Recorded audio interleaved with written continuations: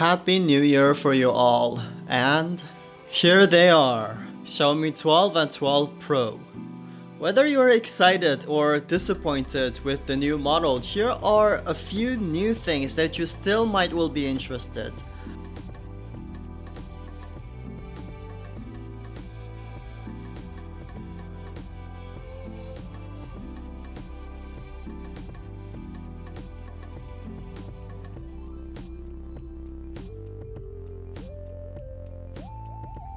Well, first of all, one of my big expectations was this, and I have it. 67 watt charging brick for Xiaomi 12 and 120 watts for Xiaomi 12 Pro, both with very decent charging cables. For the first look, it seems there isn't anything very eye-catching and extraordinary about the design, but there are still few things that are very interesting.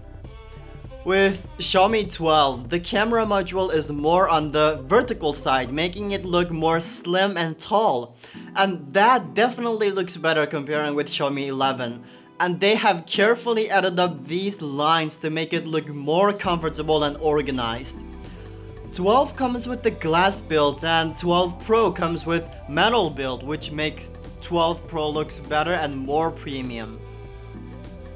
The new models have much better build quality. The side has less dramatic curve this time, which prevents the sides being too edgy and not comfortable to hold for a long time.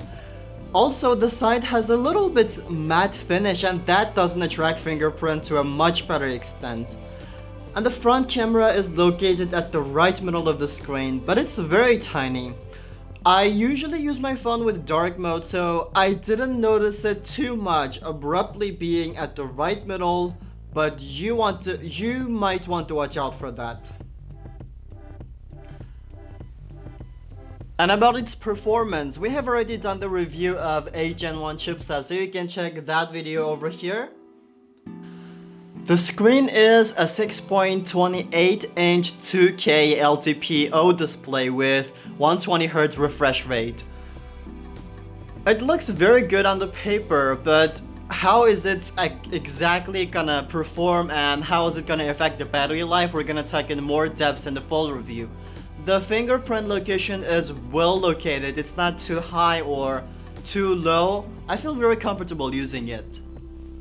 And about the camera set, the main camera comes with Sony IMX707 50 megapixel sensor. Both ultra-wide and telephoto comes with 50 megapixel sensors. IMX707 is also a new sensor released initially with Xiaomi 12. We will see if it's going to bring any exciting new surprises. And also the last thing is the MIUI 13.